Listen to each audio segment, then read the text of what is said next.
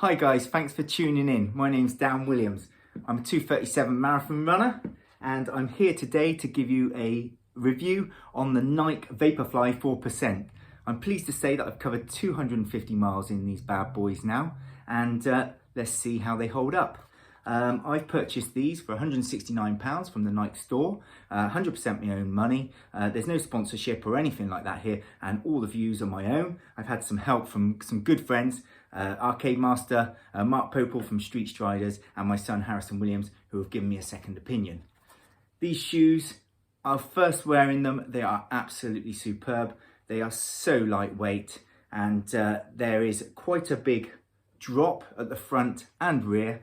And in particular, I would say I've really enjoyed wearing these shoes for the full 250 miles that I've done with them. I've saved them for best. I've looked after them well. I've never let them rot in the rain or anything like that. And I would definitely buy another pair. Now, I'm a heel striker, which means that I land on my heel. And I found that these were really good for that. And they have a real good propulsion forward with the carbon plate which is inside. Now, I have struggled, as I've mentioned before in one of my previous videos, with the laces. On one occasion they came undone. I always tie my laces in double knots, but what I don't like about them is that there is no stretch.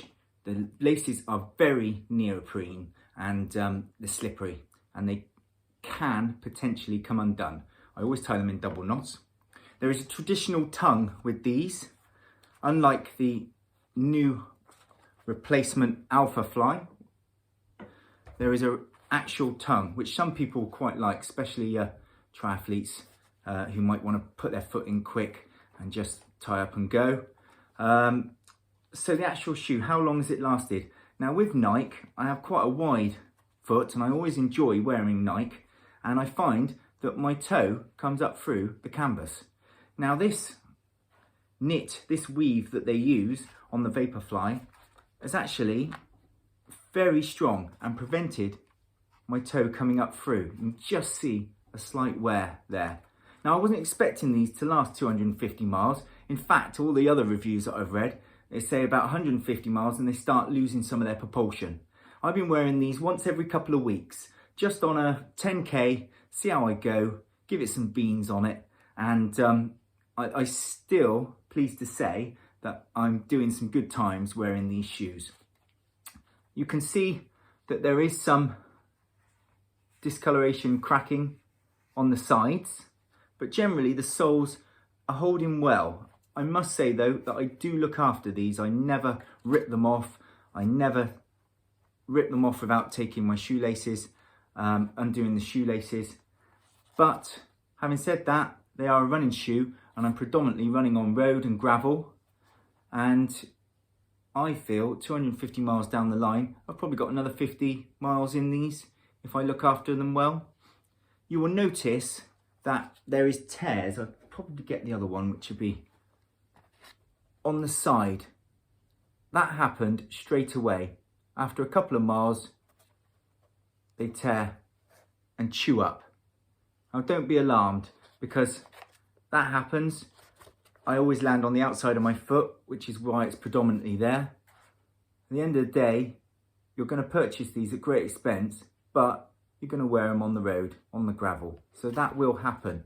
I'm pleased to say that if you look at the back, they are still holding up. There's no severe wearing, as I would say. The laces, now, unfortunately, I think I would probably want to change them. It has been a cold winter, but they're just too crispy and just not appropriate. I didn't like them right from the start though, as you well know. The insoles, they're still secure and nice and feel as though they've got plenty of spring on them. So really, would I wear them for racing? Would I get that extra propulsion that allows you? And I think I probably could. Day one I put them on and I thought, crikey, I'm never going to get on with these. They're so tippy. When you walk in them, you're just tipping around and you try and go around a corner and you feel as though you're on stilts. But when you run in them, that actually just stabilizes you. And they are the most comfortable and lightweight things that I've ever worn. Now I wear quite a thick sock with these, and there is some padding at the back, and I must say I've never had any blisters with them, and I just can't reiterate how comfortable they are. So 170 quid, that sort of ballpark that you're paying for the Nike Vaporfly 4%. 250 miles in them, still going strong. Would I wear them in a race now? Absolutely. Are they as good as when I bought them on day one? Probably not, but they are still the second best pair of shoes that I've got. I've still got some miles to do in the Alpha Flies. They're holding up a lot better, and hopefully I'll give you a review on those soon. Thank you so much for listening to me. People have said they can't understand what I'm saying. I might sound like a farmer. I'm from Somerset all my life. Give it a go. You might think training's hard. Try coming second. Keep going, guys. See you soon.